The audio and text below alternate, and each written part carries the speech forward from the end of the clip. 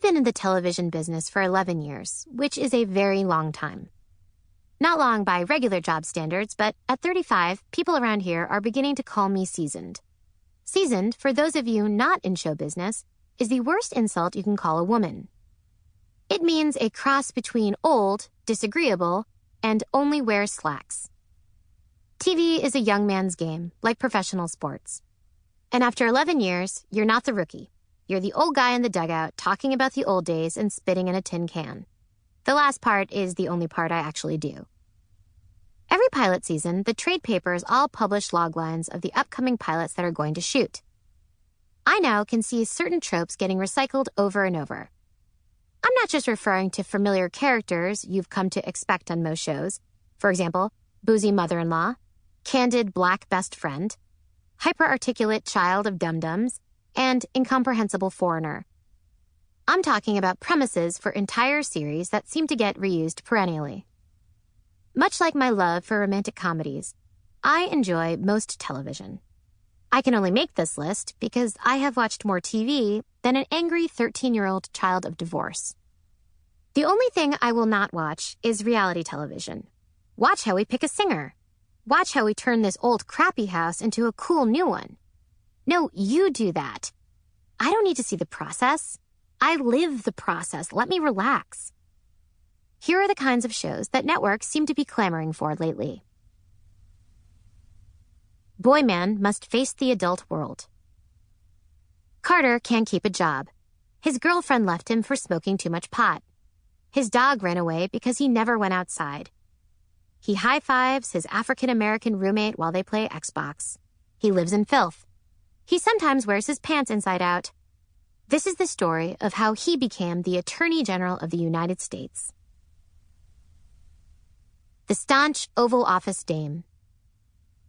This briskly paced show centers on our heroine, a tough, highly educated woman in a high-pressure job full of gross sexist men.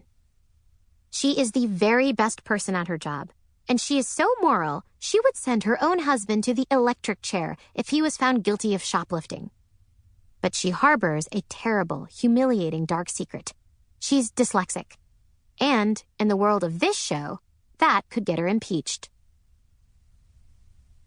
Poor Maria. This is the charming tale of a lovely Latina, regular-looking girl. That is, she would be considered a perfect 10 if she was white. She has a heart of gold, but is underestimated by everyone around her, except the handsome white CEO of the corporation where she sweeps the floors. Will he whisk her away like the dust particles in her bin? Or will he fire her when he finds out that she is part of the floor sweeping union that wants their salaries to be raised to $4 an hour? Remake of gritty Israeli show about terrorists / infidelity / mental illness. This well-produced and depressing show will be the one you know you should be watching, but you just can't make yourself do it. Let's examine the best case here. You invest the time watching the show, you mention it at a party, and some guy tells you how much better the original Israeli version was.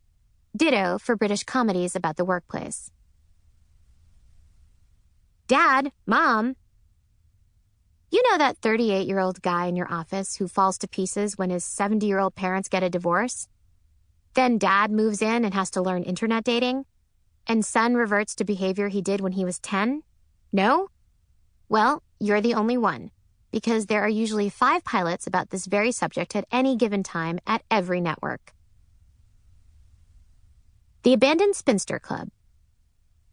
A confident workaholic woman named Marcia, or Alex, comes home to find her husband cheating on her in her own bed with his secretary. It's always the middle of the afternoon, and it's always happening in her own bed. I find this little detail especially horrifying. It's bad enough that it's happening, but we need to wring out as much humiliation as we possibly can. You know what would make the cheating even worse, the writer says? If it were happening in her own bed, next to photos of their kids and stuff. The rest of the series explores her journey to accepting a new life as a sex-positive 40-something. She will have a really fun assistant who's an expert on all the new, slutty dating techniques. Also, everyone on the show drinks wine while sitting on couches, and they're in jeans and barefoot with one foot tucked underneath them. Think about it. hot serial killer who's kind of literary. He leaves sonnets pinned to all the corpses. The murdered prostitutes all have the first names of Jane Austen heroines. The kindly police commissioner's name is Chuck Dickens. The whole thing takes place in a tough housing project in Newark called Stratford up by Avon. A melancholy English actor plays the lead in this mystery drama. And he uses his accent no matter what country it takes place in. This is everyone's mom's favorite show. Neurotic, sensitive guy who is also super unhappy. This show is usually a half-hour cable comedy show. It focuses on a wealthy LA or New York City-based man who makes his living doing something creative, is miserable despite having suffered no traumas or having any immediate health problems.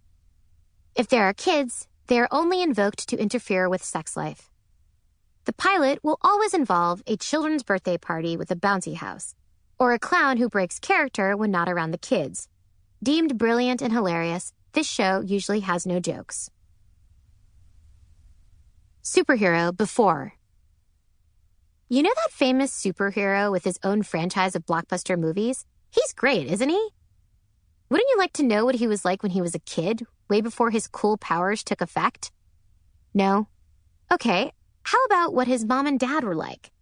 No, they don't have any superpowers. It's just an awesome, talky prequel with lots of prophetic talk about what will happen in those movies you love so much. Talkative chubster seeks husband. A sexually unapologetic fashionista tries to find love in the big city. Wait a second. This sounds like the premise of my show, The Mindy Project. But it's not my fault. I didn't come up with this format. Not many people know this, but The Mindy Project is actually based on a famous Venezuelan show called Puta Gordita, or The Chubby Slut.